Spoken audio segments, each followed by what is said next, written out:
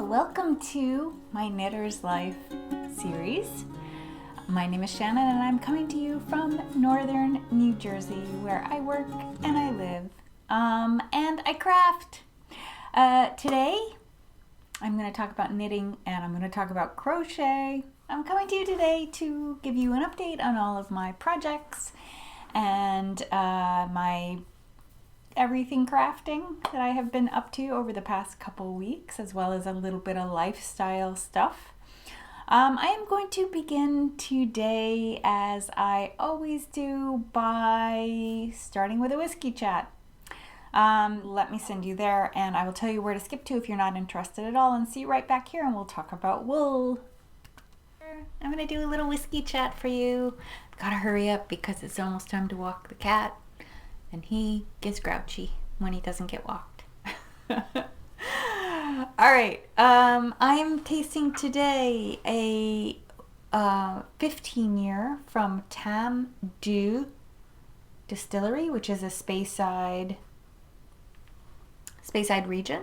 I'll pop that on screen. Speyside is the region where probably, I was going to say most whiskeys, but that's not really fair.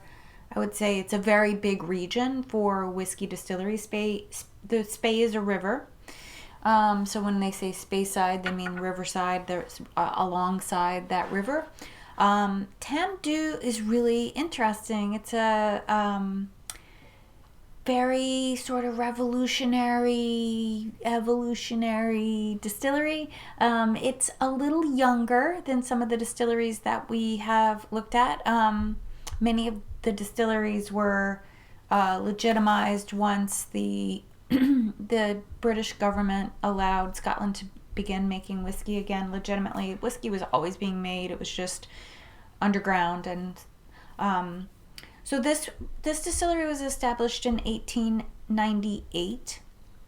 They made a decision pretty quickly to only distill their whiskey, distill is the wrong word, only age their whiskey in Oloroso sherry casks from Spain. So they have they have very deep partnerships now with a couple sherry makers, a handful of sherry makers in the northern part of Spain where the Oloroso sherries are made.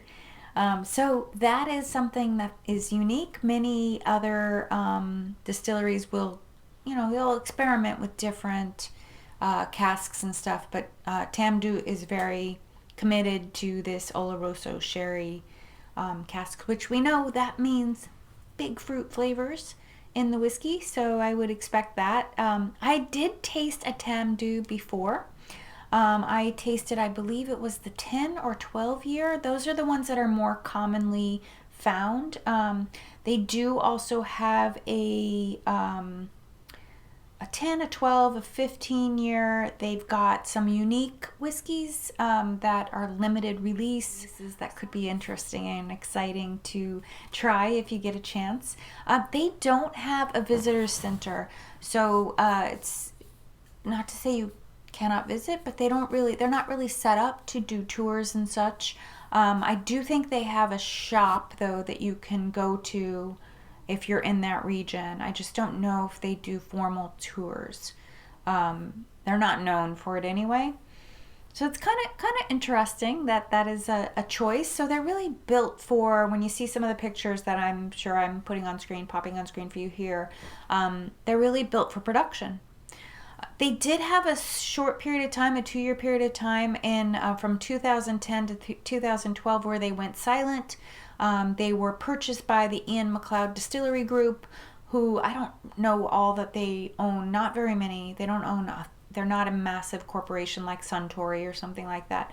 But they wanted Tamdhu to be its own thing. They weren't going to make whiskey there and then use it to be blended into other things, which was... There is a lot of information on their website.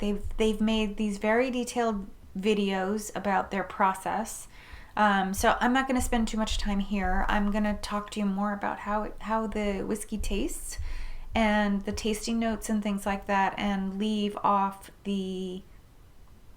their processes because they do a much better job talking about it. Anyway, here we go. Beautiful amber tone, very close to the gold in my shirt. So first thing in whiskey tasting, you always smell. I smell a lot of apple. I would even say caramel apple. There's something a little herbally too on the nose.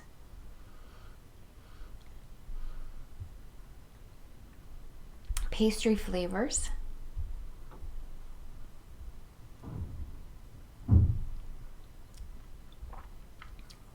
Wow, so you get a lot of fruit flavor in the top. This is almost like drinking a apple pie or something. There's not the cinnamon. There is a little spice, but it's not, it's more, takes more of the position of heat rather than like cinnamony, but it has like a strong pastry taste.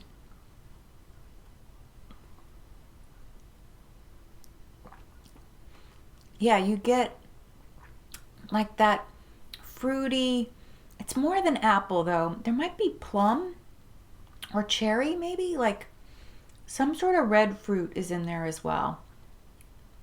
And that comes first. Then you get sort of this creamy, buttery taste, which comes from the oak that they use to make the sherry casks. American oak gives you more buttery taste, and they did say on their website that they do use American oak. It's just that if the Oloroso sherry's been made in them, that's the key for them.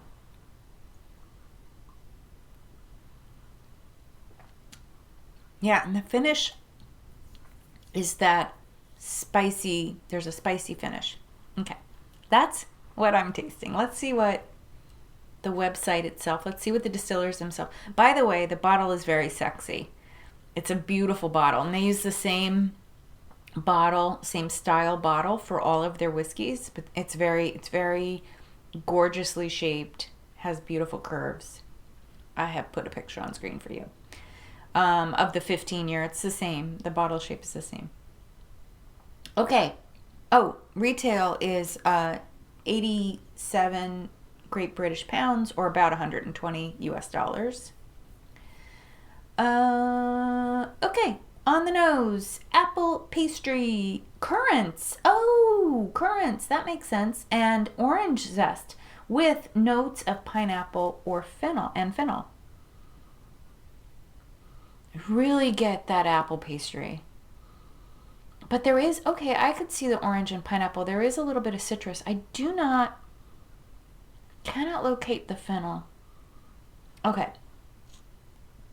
Then on the tongue, you should be tasting juicy apricot, vibrant raspberry with lemon tart, and creamy almonds. Definitely there's a nutty taste. And then at the end, biscuit, cream sherry, and vanilla. Makes you want to go get some, doesn't it? Okay, let's see one other review just for comparison's sake. Another website, not my favorite, Flavier, does not have a review of the 15-year. They have a review on the 10 and 12, but not the 15-year. So I found another website that did an official review, unrelated to the distillery, and they say raisin, dates, cranberries, dark chocolate, walnuts, and oak on the nose. Interesting. I mean, I could see cranberries. I see cranberries over currants for sure. Because there's like a tart, reddish, like red fruit. I know you can't smell colors. Some people can smell colors. I'm not a color smell person, but I'm just thinking about some of the red fruits, how they, like strawberries and raspberries, kind of have this like, there's like a sweetness to them that's not in green fruit. Okay, on the palate, tobacco, leather, pepper, dates, dark fruits like figs and plums. So there's the plums, nutty, barley, vanilla, and some oak tannins. And then the finish, long and warming, I agree with that, with raisins, cranberry, fresh tobacco, oak spices, cinnamon, and cloves. Leather, dark cherry, and rich vanilla lingers forever. It's what a sherried, matured whiskey should be. This person also said, there are plenty of telltale sherry notes, but the malt whiskey character isn't buried. Balance is the word that comes to mind. Perhaps there's a mix of first fill, second fill sherry casks in the vatting. What they've done at Tamdhu is a great job. This is a gamble that paid off. And he's saying that the Tamdhu is not cheap in Canada, but he was glad he bought it. So it's a Canadian reviewer, which I didn't even know until I got to the end. And I know I have some Canadian viewers. So there you go. I would say this is worth it. This is very drinkable.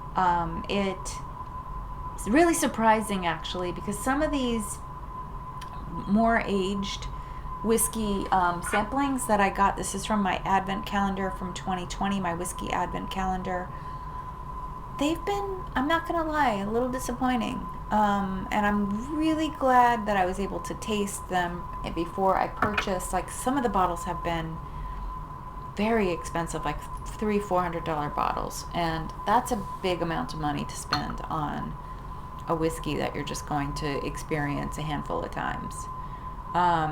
This one's, for a whiskey, it's pretty affordable, and it's got some really lovely flavors. So I hope you get a chance to try some if you are so inclined. It is available in both the UK and the US and Canada, apparently. If not, other places too. Thank you so much.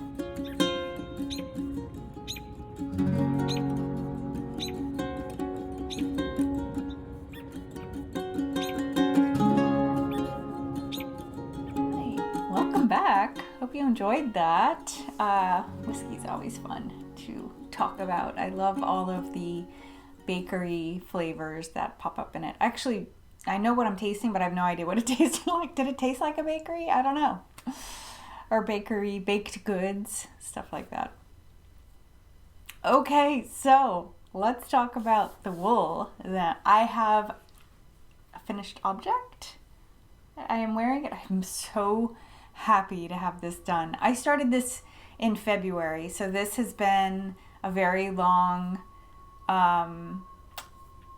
process for me to finish this sweater, and it was more just because I let other things get in the way. It wasn't about the pattern being difficult or anything like that. It was really kind of dragged on my needles once I passed the colorwork yoke. My cat is poking around. If you hear any little scufflings and such.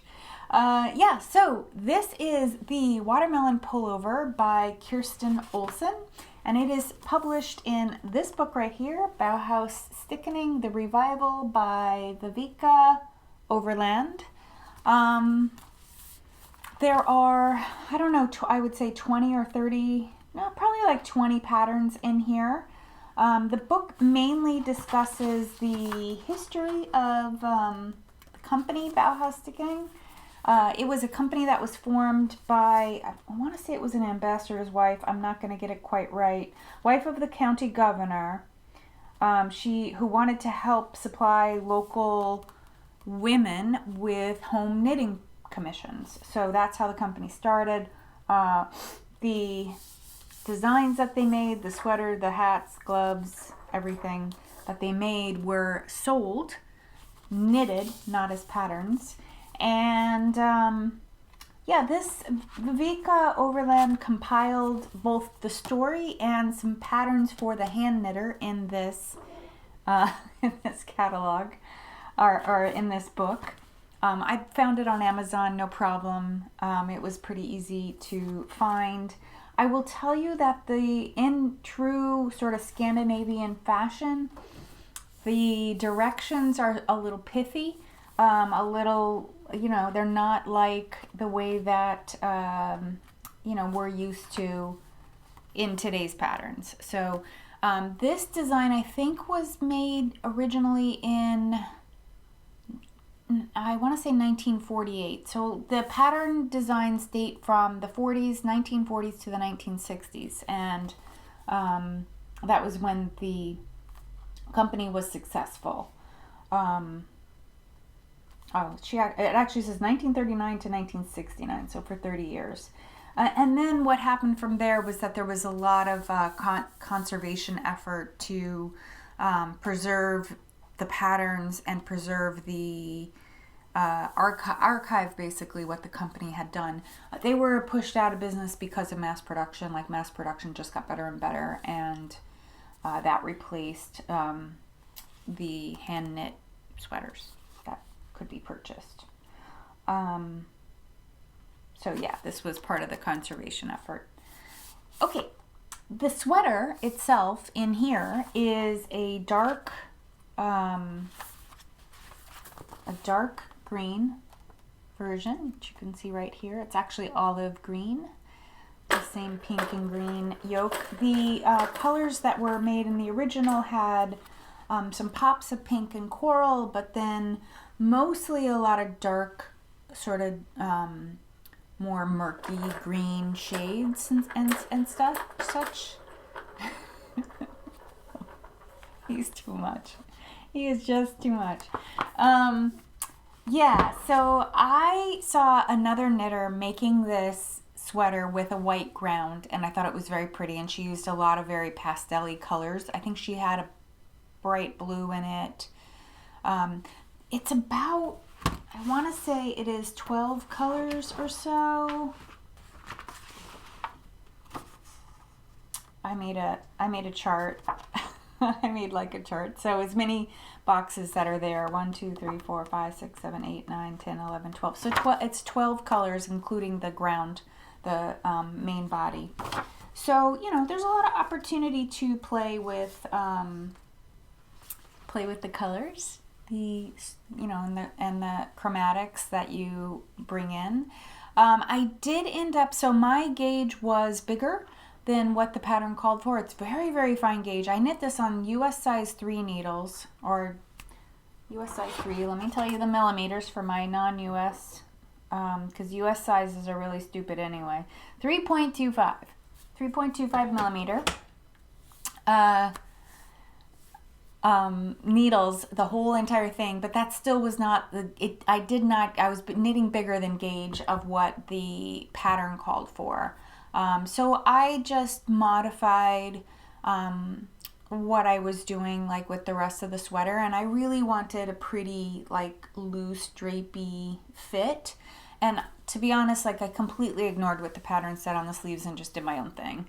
And I'm really happy with them. Like, I didn't know they were going to be quite this long, but I really, really love it. I actually think before I blocked, I'd put this on, and this really opened up the color work and stuff on it. The sleeves were I'd say about an inch shorter, and they just, the yoke relaxed, so everything grew. I held 2 strands of mohair together for the body, and that ended up being a little bit bigger of a gauge than what I was getting, same needle size than what I was getting in the color work, which was fine. Like, I didn't mind. I don't think the transition from the color work to the mohair is a problem at all. It really works out just fine. I think you can see a little closer. I did use a little bit of mohair, the bright pink and the yellow, our fuzzy yarns, textured yarn. The yellow is actually a cashmere lace weight yarn that I used 2 strands together, and the bright pink is mohair as well. I just love it. It's so pretty. It's just so pretty. I hope I can keep it clean when I wear it. I will probably either get coffee on it or, I don't know, salad dressing or something if I wear it to work. And no doubt these will get dirty, but we'll see what happens. Yeah, I think that's about all I can tell you. The person who I saw online on Instagram who, when I first noticed this sweater, she had done a white body, and when I first saw it quickly, I thought it was a mohair white, but it wasn't. When I went to look at it again, when I thought, you know what, I think I really want to make this sweater, I I decided to go ahead with mohair. I think the sweaters themselves were made out of an Angora blend, like an Angora wool blend. That book will tell you more if you're really interested in it. Also, Knitting from the Stash, a couple episodes back, not her current one, but a couple of them back. Sorry, one second. In Knitting from the Stash, she talked about it. She did a really great job, actually. She's also a college professor. She did a much better job explaining the whole Bauhaus sticking tradition and stuff than I did even just now. What makes Bauhaus color work Bauhaus is the fact that there are pearl stitches in the pattern. So every pattern in here, the color work has pearl stitches, which I don't know if you saw when I was standing up close, but you can feel free to go to my Ravelry page and zoom in on the close-ups of this, and you'll see the pearl bumps and stuff that are in there. The colorwork yoke was pretty intense. I mean, there was no easy to memorize patterns like you're seeing here on the Stonecrop cardigan that Martha's wearing. It was every row. I was doing different repeats with different colors. There was a change every single row of color. There were a lot of pearl stitches. And yeah, some of the color, most of the color work rows were 2 colors. There were a lot that were 3 color. There was one or 2 rows that were 4 colors, where you're holding 4 colors across. It was intense, but fun and challenging, and I really enjoyed watching the color emerge, the pattern emerge. And I actually think like this row here, or this section here, looks like a beetle or something, like, or a bug. I don't know. It just is it's like very organic looking, and I just really love it. I'm very, very happy with it. It's a very warm sweater too, and it is actually warm today. I will put a picture, if I haven't already, of myself in this today. I took it right before the episode, and I'm wearing shorts. It's a warm day. It's beautiful. It's a little overcast, sun peeking in and out of clouds. Right now it's sunny and beautiful, and it's mild. It's a mild day. It's not a day for a sweater for sure.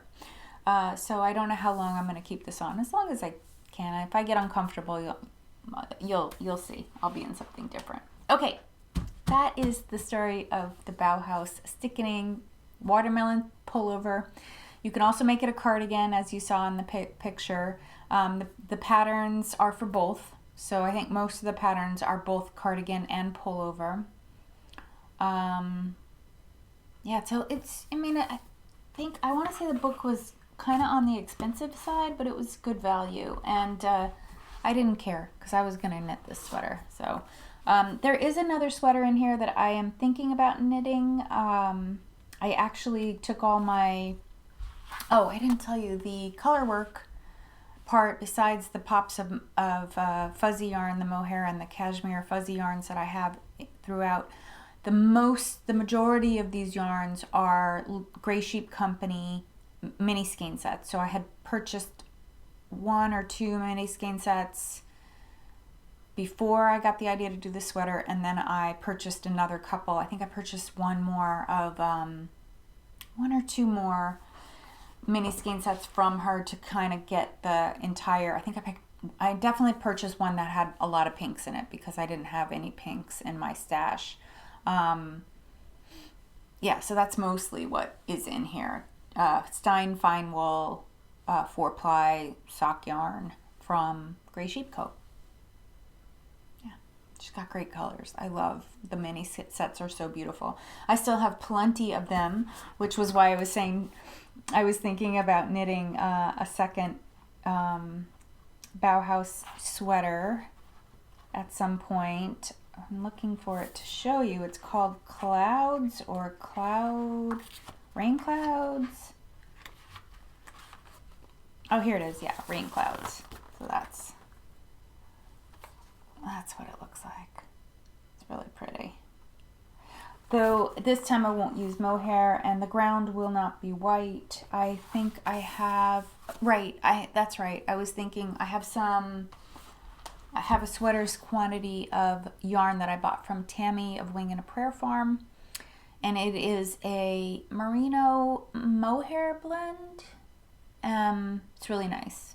I think it's a sport weight. Oh, the other thing about this pattern, so because I was knitting so much bigger, I did chop out about 10 rows towards the bottom. So in this section, I eliminated 10 rows sporadically, like a section of 4 or 5 rows, and then a section of 2 or 3 rows a couple times. But yeah, it is 10 rows smaller. The pattern, the colorwork yoke, you knit the same for every size, which I found sort of strange. I decided to knit right in the middle of the range. It's not a huge size range here. I think there's 5 sizes, maybe 6. So I think I went with medium, which was dead center. And that worked out fine because I was knitting bigger. So the idea, like often with Scandinavian patterns, if you need to knit bigger, you either use thicker yarn or bigger needles, like if you need a bigger size, or both. Yeah, especially these older patterns. So, but all of the women that knit the yokes, like, and you can see her yoke is a lot smaller than mine. Like mine goes right down to the place where I split for the sleeves, but for her it's several inches higher, and that's because they were knitting with thinner yarn and on smaller needles. Were they knitting on smaller needles? I don't know if I'll be able to find that very quickly. Yeah, they were knitting on smaller needles too, which I was just like, don't think I want to knit on size 1s. Yeah, they knit on size 1.5, 2.5 millimeter. So I was just like, Lord, no. Don't want to do that. The mohair, I used this brand here. This is called, I ended up with 1 extra skein and a partial of another skein. So it's Ito brand, which is a Japanese brand. The yarn type is called Sensei. It's a mohair silk, sold in 20 gram, 262 yards. Again, I held 2 strands together, and I had purchased 8 skeins. I had a partial skein left over from something else, and if I didn't have that partial skein, I probably would have been all right with 7 for this. Okay, my other FO before I go on to talk about what Martha is wearing. I finished the socks I had been working on. There they are. This is the Andrea Mowry's everyday sock pattern where it's a toe-up sock. I am here's a disclaimer. I'm a very inexperienced sock knitter. This is my 6th pair, but I never really knit a pair of socks that I liked better than my Smart Wool socks, if I'm 100% honest, because I love Smart Wool socks.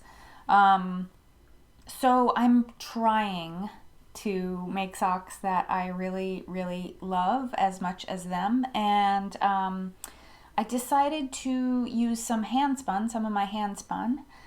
So this was you're going to see this actually coming up when I'm going to be talking about some stash acquisitions. You're going to see that I talk about this vendor, but this was some batlings, about 3 ounces of batlings that I bought from Green Goat Ranch, and then I just spun it. It is a mohair wool blend, so there's a really nice halo. And I thought that as I was spinning it, I thought it will make really great socks. They made beautiful socks. It made really gorgeous, beautiful socks. They're a little bit too big for me though. So I'm going to gift these. My sister's birthday is coming up, and she's recovering from an injury, a foot injury actually. She had surgery. She ended up having surgery. So I thought it would be kind of nice to give her, she's wearing sneakers all the time. So I thought it'd be nice to give her some cozy, comfy socks, some nice healing vibes. Actually kind of like too how it's the same skein of yarn, but this sock is so much paler than this one. So what I learned about sock knitting is that I should knit, I made the measurements, I matched the measurements to my foot, and I learned, what I've learned is that I read up in Clara Park's Book of Socks, which, oh yeah, it's not too bad, not too far out of reach. So I purchased this a while ago. I just haven't, when I first discovered, I guess, or like realized that there were all these indie dye, beautiful, you know, amazing colored yarns to knit with, I was like, oh my gosh, yes, I get why people make socks.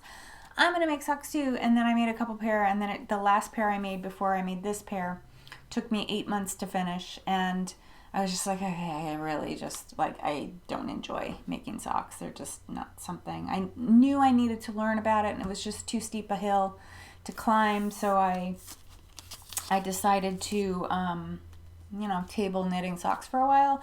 And then, as I said, when I was spinning this, I was just like, oh my gosh, this would make lovely socks. They're really nice. They're really cozy. That I can wear them, but they'd be kind of sloppy loose on me after a little while of wearing them. I suspect I'm trying to keep them nice because I am going to gift them. So I am trying again. I cast on another pair. I'm knitting a size down because Clara says 10% smaller, like negative ease. So 10% negative ease from the measurement. So 10% negative ease around and also in length. So I'm going to just jump to that, and then we'll go to that. I'm going to jump to the other sock just so I can show you. So I'm knitting one size down. It looks so small. It's so funny. But honestly, like, this is what it should look like. I remember when I was knitting these, especially the first one, I was like, these seem so big. But yeah, this is just one size down. But this yarn, in fairness, is thinner than this yarn. So I hope I didn't make them too small. Otherwise, maybe I'm gifting these to someone whose feet are smaller than mine. One of my sons, his girlfriend, his partner, her feet are exactly the same size as mine. So I also know that I can gift her. She always asks for socks. So I know I can gift her socks as well, and she'll gratefully take them. And she's very knit-worthy. She's just lovely. I love her so much. But anyway, yeah. So I have started it, and this is again hand spun. So I'm really into like using my hand spun for socks. This is a beautiful sort of gradient from green to purple with all the earthy oranges and browns, lovely like this. I have two balls that look exactly the same. So I made one big skein. This was early in my spinning journey, and I really like overthought how to spin this braid. I ended up doing what was a fractal spin, should have been a fractal spin, I guess. I don't know what I was trying for. I was looking at my notes on this spin, and I just don't know. I don't know what the heck I was doing. But anyway, I'm actually very close to the change. So the half the foot will be green, and then it'll start turning into those lovely sort of mosaic tan, and then orange, and maybe purple. I don't know if I'm going to get to purple. This was a pretty big skein. It's also a Polworth silk blend, so it's a non-nylon blend. So who knows how how long these socks will last. We'll see. Silk is pretty strong though, and this yarn is pretty strong. I am super impressed with my spinning. This was really well spun. It's a very tight, but not too tight twist, and yeah, it's really, really lovely. It's wonderful to knit. I have tried this on. It does fit me fine. So now I'm just gonna need to pay attention to the length. Color. So this is, sorry, real pro here. Stonecrop cardigan by Andrea Mowry. It was a very popular pattern for Rhinebeck. want to say Rhinebeck 2019. No, 2018. I think it was 2018, but I might be wrong. It might be 2019. I was, kind of slow to pick it up. I wasn't sure I wanted to make it. I was really resistant if I'm 100% honest, very resistant to knitting any of Andrea Mowry's patterns. I don't know why. I just was like, people were gushing about them. I guess I wanted to make sure that I was interested in it because I was interested in it, not because everyone else was interested in it. So I was kind of like a little, but yeah, I started to. Now I knit a lot of her stuff, just because they're very well designed. I love the way she writes her patterns. They're really easy to follow, and there's lots of extra information in there. You feel very supported when you're knitting her stuff. Anyway. So Stonecrop Cardigan by Andrea Mowry. I'll talk about my modifications in a minute. I am knitting it using Brooklyn Tweed Ranch 03, which is a merino. It's a single ranch source in Colorado this time around. Their ranch series are always like a sheep to skein, where they do the sheep to skein operation. They buy the fleece all from one ranch and then take it through the process of processing the wool and dyeing it and making yarn. This time around it's a sport weight. I think last time, Ranch 02 was a DK or worsted weight. I don't really remember. But I love it. It's knitting up beautifully, and if I make it through other chunks of stash, I may purchase another sweaters quantity before it's gone. It's pretty limited because it is a single ranch. It's limited in its availability. When it's gone kind of thing. And though you can still find Ranch 2, you maybe can even find Ranch 1 from a private buyer.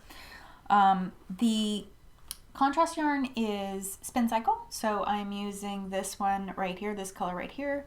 It's called Summer Love. I do not have enough to finish this sweater of this skein. I only had one skein of this, so I went on a hunt. I actually did put in this green called Cataclysm.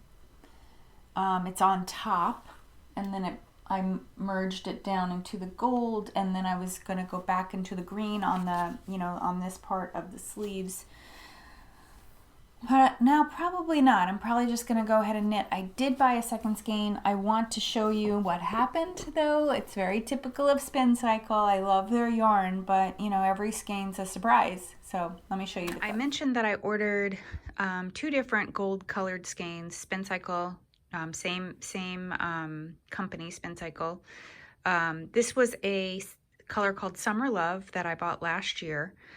It's what is known as an ish-tint, so it was Summer Love-ish. So I don't know, who knows what really these skeins really are supposed to look like, because they just change so much. So I ordered 2 different skeins in hopes of finding something that would be a fairly close match. So this is the first one that arrived. This is directly from the company itself, from Spincycle themselves, and this is the colorway Deep Bump, but it's not that far off. And I think I mentioned that I was puzzled because this is also Deep Bump, and this is such a blue-green. I don't understand how these are the same colors. Isn't that weird? Okay, so that's that. I also got I ordered a skein of Summer Love from a different store, from a store called, see, it says there. The store is called Black Sheep, something like that. They're in Massachusetts, so they're not too far from me. Okay, so those are my choices. And what you're not seeing in this skein is this darker gold that I knit in already, and there is also this sort of pale blue right here, but it's so pale it's almost white. Yeah, so I think actually I need to cake both of these to really see what will work, but I think I'm leaning more towards this one, only because this has so much, and in both cases I said, please send me the skeins that are more golden. So I don't know. I mean, to me, this is a lot of gray, not all that much gold. I mean, that would go with that part there, and then I probably wouldn't have to worry about mixing in the rest of the Cataclysm. I don't know. All right, I'm gonna cake these and then I'll look at them again. Okay, I caked them. I don't know, you know, I mean, I think either one will be gorgeous, but it's sort of a tough call. I mean, you'd be hard pressed to even guess that these are two different colors. Yeah, I don't know. I'm leaning more towards this one just because it's more consistent with the colors that are already in here. This one also just has a very small patch of gold. It's really centered by two pretty wide, like sort of blue-green. I mean, this would match the Cataclysm though. That's the only thing. It's this. This is the right one to do. And this is the one that's actually Summer Love. This is Deep Bump. Fun, right? It should be fine. I actually think with, I was looking at this. This is the first time I've put it on Martha. I'm using interchangeable needles, and they're really great for being able to just attach an extension so that you can just either try the sweater on yourself or pop it on a dress form. Martha is my size, though she's looking a little, I don't know what happened here. I think I was putting something on her that was really tight. It was a blouse that I have, a woven blouse. I am going to be sewing. I have a sewing project planned, so I was like sort of fiddling around with that. But yeah, I need to fix her up a little bit. She needs a little readjustment, but she is my size. So it's kind of nice to see what something's going to look like by like putting it on her and stepping back. I think I only have, in terms of knitting the pattern, I know I definitely have another one of these checkerboards to do, and then another one of these bobble sections. So yeah, that's the Stonecrop. And I did make one modification. I did a provisional cast on. You can see how wide this neckline is. That's one thing that Andrea, I noticed sometimes in her patterns that I'm not such a fan of, is that the necklines sometimes are wide and boaty.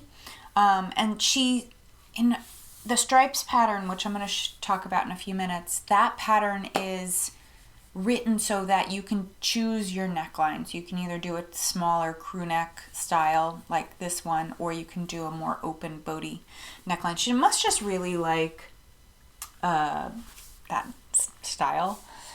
So anyway, I did a provisional cast on so that I can go back. I did the exact same thing on my other one, so I can go back and fill in the back neck a little bit before I do the rib collar. Similar to the instructions that she gave for the throwback cardigan, which I also have that pattern. So that was a worsted weight sweater, but the way that she closed up the neck, the techniques she used in there can be applied here. That's what I ended up doing last time, and that's what I'll do again this time too. But yeah, I really, really love it. It's so beautiful. I have been knitting this for the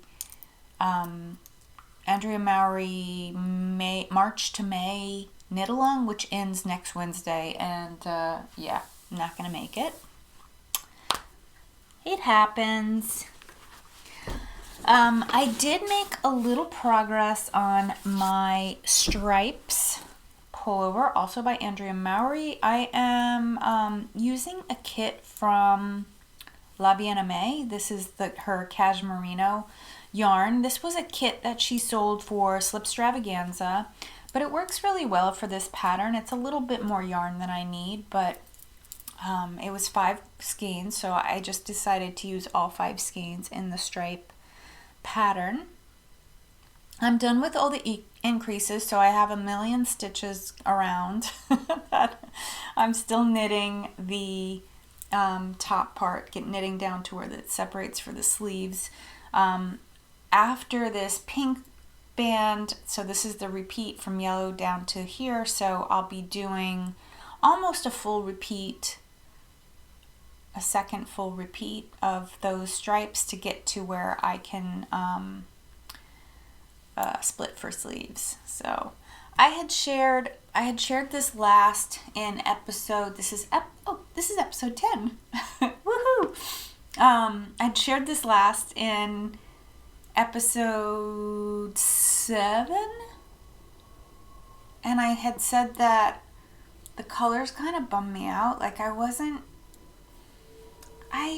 loved the way these yarns looked on the skein together. I loved it so much that I bought it even though I wasn't planning to use it for a knit slip extravaganza. I just had to have this combination of colors.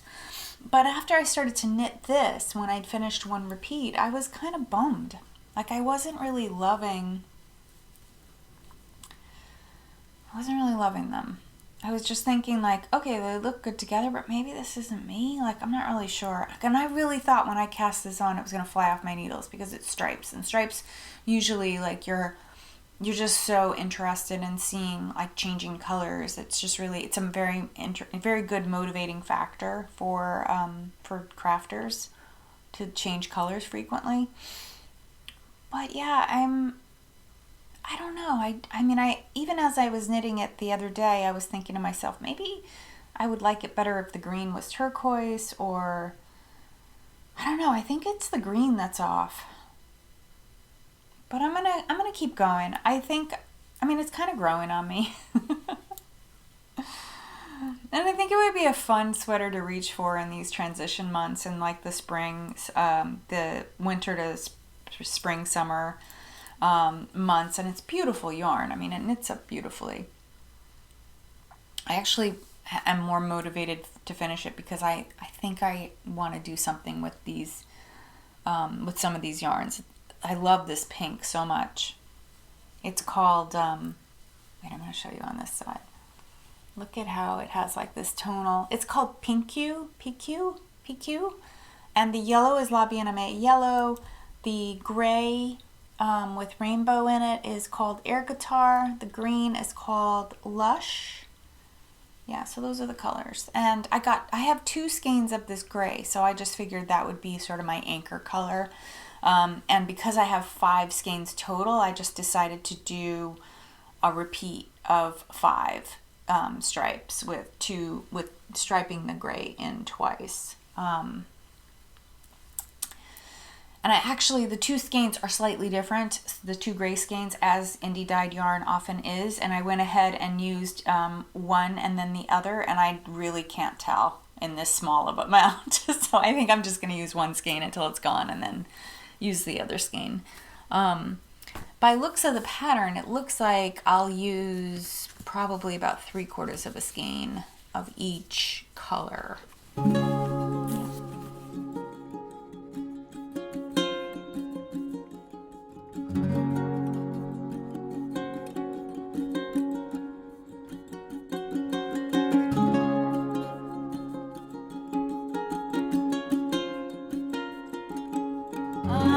I have one last thing to show you.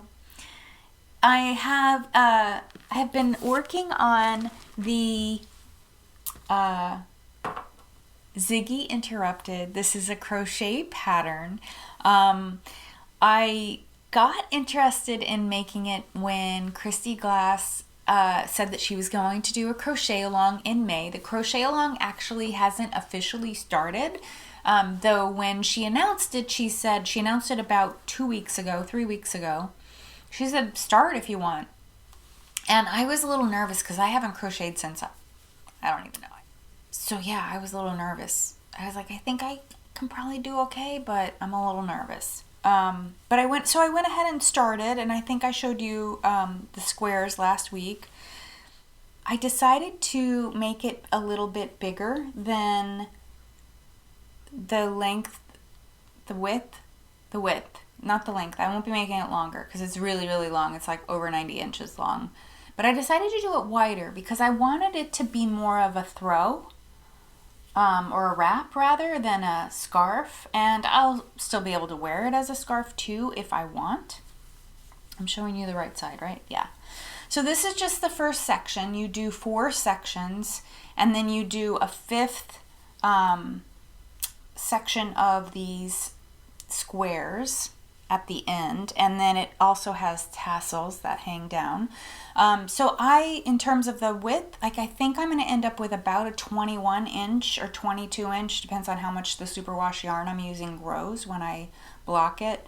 Right now it's currently measuring about 20 and a half. I just added 2 other, so you're supposed to do six diamonds across, and I did 8. So it's just a smidgen more. So I ended up with, I guess it would have ended here. So this is how much extra I'm making. I actually kind of thought maybe I should do 2 more. You have to go in pairs because of the way the pattern's written. So I was like, oh, maybe I should do 2 more, do an extra 4. But I worried I would run out of stamina and end up with this like partially made thing. I also think it's going to make a really pretty throw, like for a chair or couch or whatever, or maybe the end of the bed. If I end up not wearing it and just, doing that instead. It did take me a little practice. I did practice the little diamonds, and I had this idea originally of doing texture on them sort of like this. So this is one of my practice ones. So you can see like it has some texture, like dimension. It's dimensional. I might still go back and do that. I'm not sure. It's a beast of a project. It's really fun and really addictive. So I think last time when I talked to you about it, I was saying that I was just going to use, Christy Glass used 29 colors, and 29 mini skeins to make hers. And so many mini skeins. That was one of the things that really attracted me to it, was like, this is going to use up so much yarn. So I'm using a collection of minis that I got in Advents past and leftovers, like scraps, bits, dribs and drabs of yarn. And I realized by making it wider that the 22 or so skeins that I had chosen may not be enough. So I went ahead and kind of made another, plus it's 4 sections, not just 3, and I had done 3 sections worth, and then I thought for the 4th section I'll just kind of pull in some of the other, like what's left, and kind of put it together and for that 4th section. So I went ahead and made up sets for the next, for full 4 sections, and then I just have to sort of fudge the one section of the motifs alone. If you're wondering about yarns that I have here, let me just fold it in half so it's not just this on screen. This top one, this pale green, is actually, it's so funny because it just disappears. Like I really felt like when I did the motifs, like it's right here. It just kind of goes into the background and it's just gone. You really don't see it much. Anyway, this is a Stress Knits color called Tree Farm. This blue turquoise pink is Cat Sandwich Fibers. This is also Stress Knits. This is a color that I think is in her regular line called Glow. This white one is Spun Right Round, a color, it has something with ice cream in it, but it was a club color, so I don't know that it's around, but it's really spectacular. I love that color so much. It's cream with like brown and turquoise and pink and speckles of blue, turquoise, blue, orange, pink, gold, and then these dark brown bits. So it's really, really cool. So yeah, I've got 4 stripes done. I have to do 3 more stripes, and then I do the next section. So motifs and then another set of stripes. I really, really had so much fun making those little squares. They crochet up so fast. So what I did for a week, every morning when I woke up and I was just drinking my coffee and getting ready to start the day, before I would just sit there and crochet 4 or 6 of them And it was just so fun, like putting the colors together. So yeah, I'm looking forward to getting back into that mode again. Though, you know, even the stripes, they don't take too long. It's under an hour to knit a stripe section. So probably like 40, more than 30 minutes, but around, I would say around 40 minutes, 45 minutes maybe, to do one stripe. So it's not too bad. The thing that I don't know if I shared this before, what I realized about crochet, and I remembered it after I remembered thinking about this after I learned how to knit. With crochet, it's really hard to look away, and you have to look to see where you're sticking the hook, like how you're putting the hook into the fabric. It's like with knitting, I can knit without looking. I can, you know, watch a show with subtitles and it's fine. I can just keep going, especially if it's just plain knit stitch. Even a rib I can do pretty well without looking very much. But crochet, it's really impossible. I'm looking at my hands pretty much the whole time. You want to laugh? I completely forgot to show you a project. I finished my entire video. I went to change and I was like, all right, now I'm gonna sit down and do a little editing, and then I'm gonna film the whiskey chat, and I went over to like set that up, and I was like, wait a minute, I didn't talk about my half and half wrap. So luckily I hadn't taken apart the setup here yet. But I'm about to do that. Anyway, I am working on this beast of a wrap. It is the half and half triangle wrap by Pearl Soho. It is a free pattern on their website, and I did get a little bit done. I'm on the very last color. Hooray! So the last color will be as wide as this here. I'm not going to get this is already a really long episode, though I'm going to edit the crap out of it to get it to be a more reasonable length, but I'm not going to get too into the weeds on this project, but I just wanted to give you a quick peek at the way the last colors are working together. That looks so good. I will put a picture on screen too, so you can see the whole thing, because it's really hard to show you the whole thing here. But the idea is that you fold it in half, and so it'll be worn like this, or like this. So I made one that's more neutral on one side and then has some bright pink and yellow pops on the other side. It's really, really massive, and I can just imagine, it's garter stitch, the whole entire thing. I can just imagine how freaking massive it's going to be when I block it, because garter stitch always kind of expands and relaxes when you block. The pattern is written for 2 colors. I just wanted to use yarn in my stash, so I had a bunch of single skeins of this yarn, which is from Loop Fiber Studio, which I talked about earlier. This is her Yin Yang collection in fingering weight. She also makes it in worsted weight.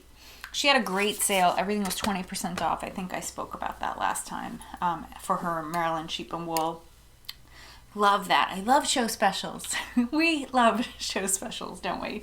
Yeah, so I had a bunch of single skeins of her yarn that I had collected over the last couple years with this idea that I was going to design something with it or make something with it. But when push came to shove, the design I wanted to make, which is actually on my board over there, it's a shawl. I really needed a crisp black and a crisp white. So that might get designed at some point. I have like a little tiny miniature shawl.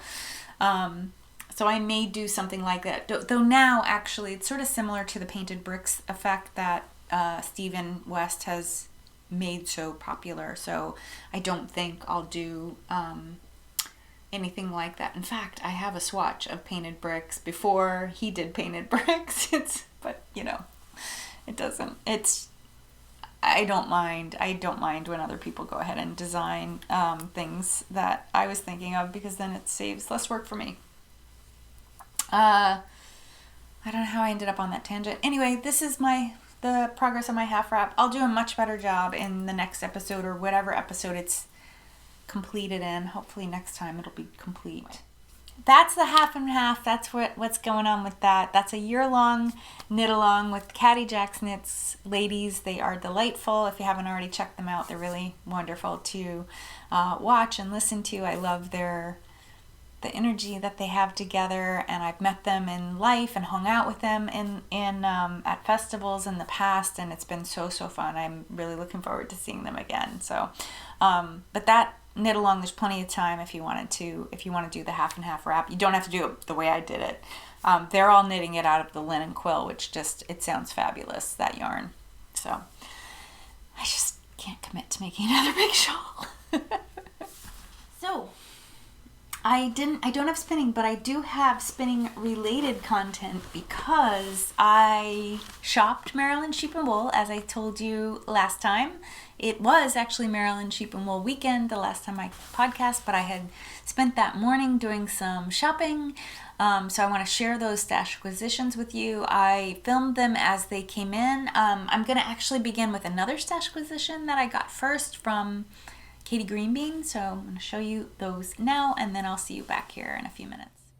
I wanted to share a new stash acquisition that I got in the mail just last night, so I saved it to show you. It is from Katie Greenbean, also known as Katie Green. She has a podcast called but aren't these beautiful? I mean, these beautiful hand-drawn cards. They're just so sweet. And here she's written me a note. Thank you so much for your order. Hope you enjoy the goodies. I just love these pictures, these little extras. So here's what I got. Look at that sticker. It's so adorable. And this. So if you watch Katie, you'll probably guess what this is.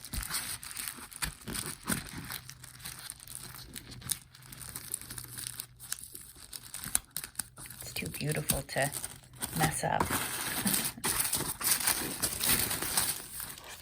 Okay, so this is a knitting pattern that she's published. You don't have to, if you're interested in knitting this, you don't need to buy the book.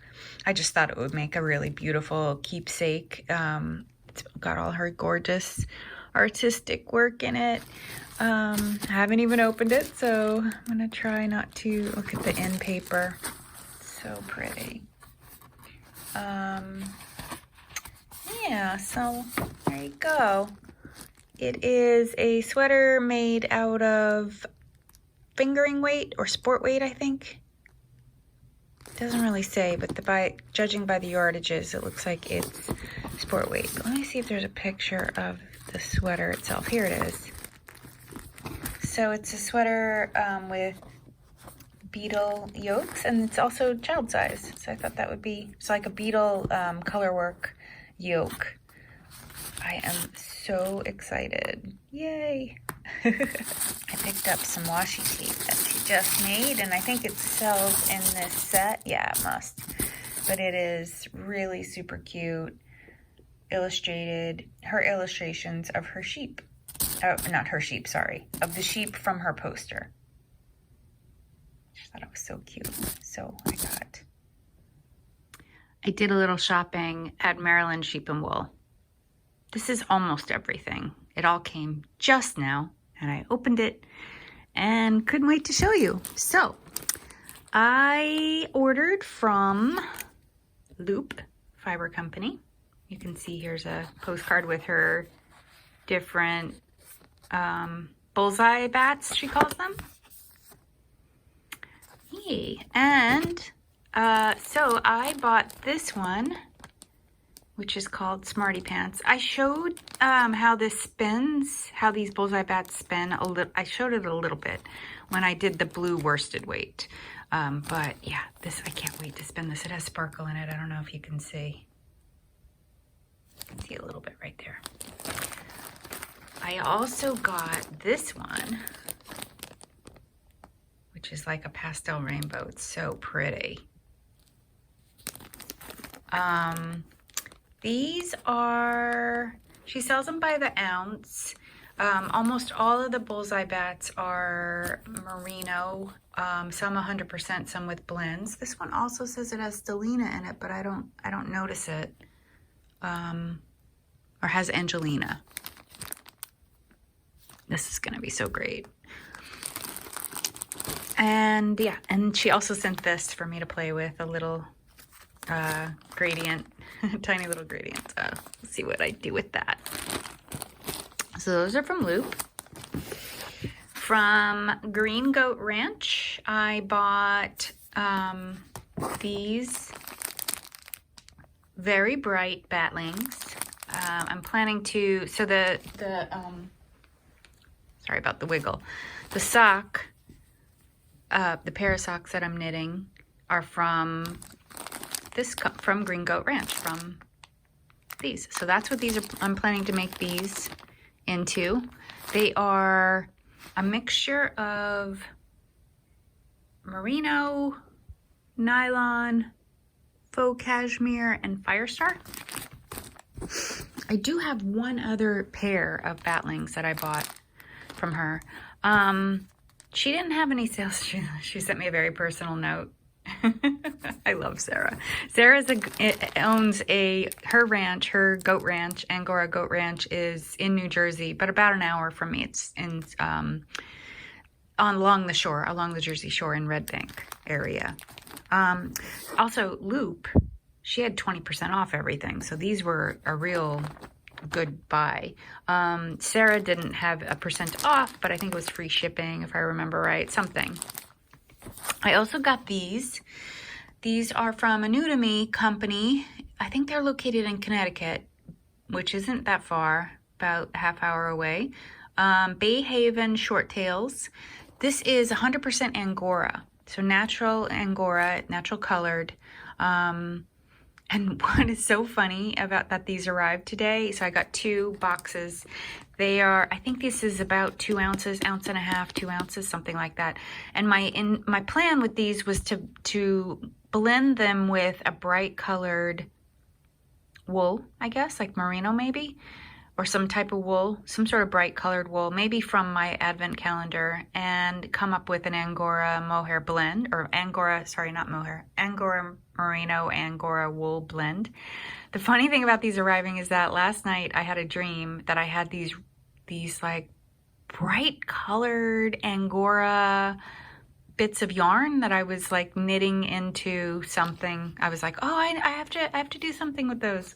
It was funny. Yarny dreams. It's always good to have yarny dreams. I don't have them very often. Purchase from Maryland Sheep and Wool arrived. This is more fleece, and it is from this company called Angel Lock Fiberworks, located in Westminster, Maryland. Look at this. So it's a 4-ounce bat of a gradient. Actually, I think it's roving. Yeah, gradient roving. That'll spin up in a gradient. Pretty cool, right? So I got this one, this sort of like 70s rainbow color. And then I also got this one, a brighter rainbow color. This woman's shop, as I was shopping, things were being sold out. So like my first choice, there was one I think that was pinks down here that went into orange. That sold out before I could get it into my cart. And then I also bought this, which was a really great buy. It's what she calls odds and ends. So it's 4 ounces of fleece for $15. And it's a mixture of a lot of different things, not necessarily in any sort of color order. But I think it's really cool. These are all colors I really like. Yeah, so again, that'll be fun. I love finding, this is what festivals are good for, finding new makers. Oh, and she also sent me this really cute little packet with tea and some candy in there, and her business cards. I hope you enjoyed that. And I have one last segment, and it is my self-care segment. This week's self-care is about spending time with my sons. Last week was Mother's Day weekend, and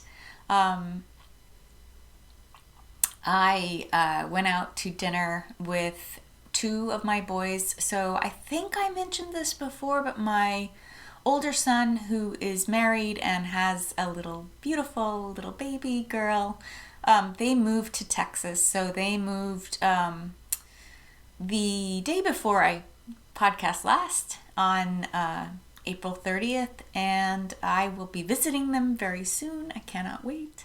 So my older son and grandbaby were not around to spend Mother's Day with, but my my two younger sons, and one of my younger sons' lovely partner, we all went out to eat at this very authentic Japanese restaurant. So I have a couple clips to show you there. So my self-care this week is about spending time with family.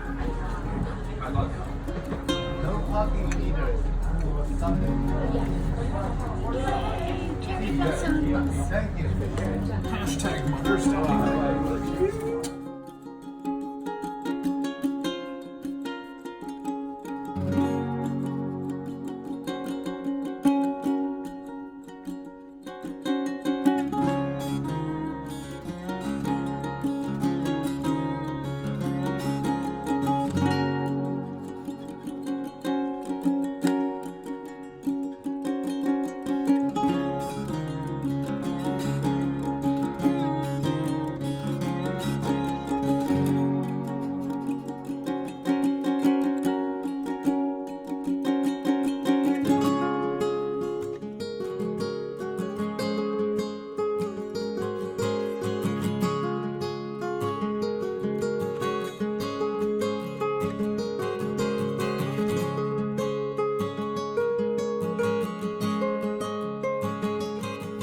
So much for being here.